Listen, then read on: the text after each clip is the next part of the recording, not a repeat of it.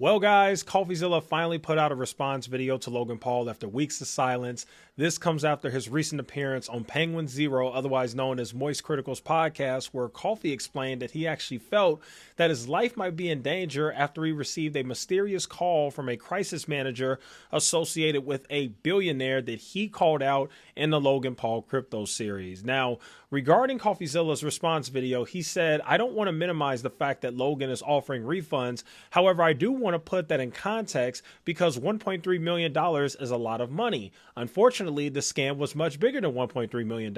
So the fact is, most victims are not going to be made whole by this plan." Coffeezilla then went on to reiterate that according to his investigation, over $7.7 million was stolen by Logan Paul's team. Also, according to Coffeezilla, the money he's giving back is only to people who hold NFT eggs or base animals. It does not include anyone that holds the actual in-game CryptoZoo currency.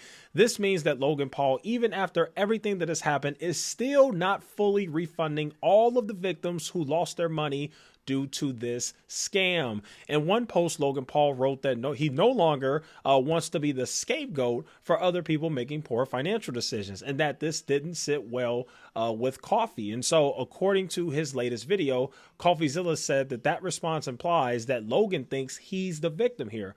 Logan Paul had a simple job to do. All he had to do was just come out, apologize, get as much money back for the victims as possible, but he himself couldn't help but play the victim here. This is according to Coffeezilla. So all in all, Logan Paul can't even, with everything that has happened, still hasn't taken full accountability and is still trying to play the victim. Now, besides the Coffeezilla response, Logan Paul has another issue he'll soon be dealing with, and that is a lawsuit, folks. Yes, that's right, folks. Logan Paul is finally being sued by a guy named Attorney Tom, who is also a YouTuber.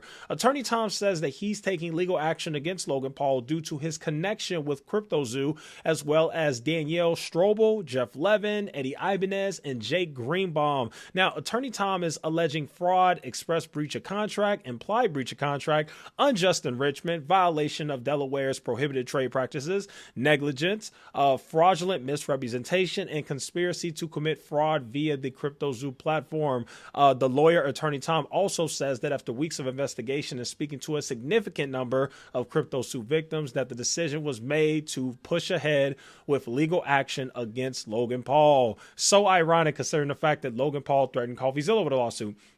Attorney Tom also goes on to explain that the litigation will technically be through arbitration due to the clauses in CryptoZoo's terms and conditions. This means that the two parties must work with a third neutral party rather than going to court and having a judge or jury decide the outcome of the case.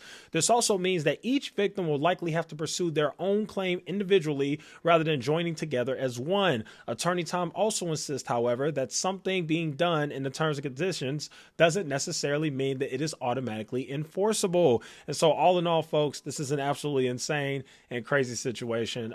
Even though we've had, obviously apologies by Logan Paul, he still refuses to take any accountability, and it's just crazy. Guys, I'm going to be honest with you. I have a strange feeling that this CryptoZoo saga is still not over. Yes, I know that Coffeezilla said that this is probably going to be his last video. Yes, I know that Logan Paul came out with a final apology video and probably won't be making any more videos.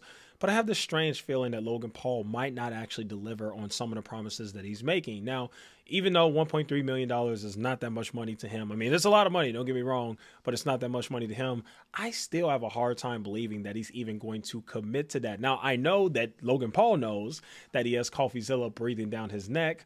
However, I just am still not all that optimistic that Logan Paul is probably going to do anything, especially considering the fact that even in his apology, he completely forgot about the fact that although he's offering a partial refund to investors, he's not giving them a full refund for the absolute scam that he ran. I think the other updates that we'll probably see is there probably will be some type of legal action taken against some of the other criminals that Logan Paul hired. And also, I wouldn't be surprised if the government gets involved. I'm sure with all of this that has happened in the news, the government is probably going to get involved because one, it's good publicity, and two, it'll also probably make them look good. So I wouldn't be surprised if I saw Eddie Ibanez or the Crypto King or some of these other people that were involved in that crypto scam in the news being charged by the Department of Justice or some government entity like that. It definitely wouldn't surprise me at all. But make no mistake, folks, I definitely don't think that we have seen the end of this. This ultimately speaks to how important it is to have somebody like Coffeezilla in this space.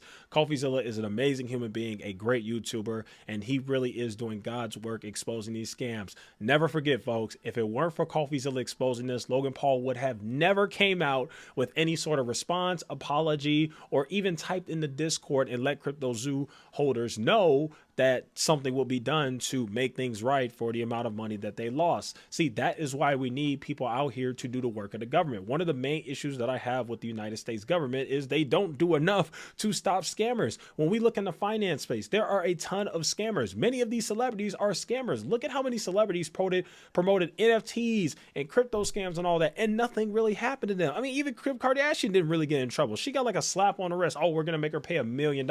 She's a freaking billionaire. What the heck is that going to do? So once again, just got to say, special shout out to Coffeezilla.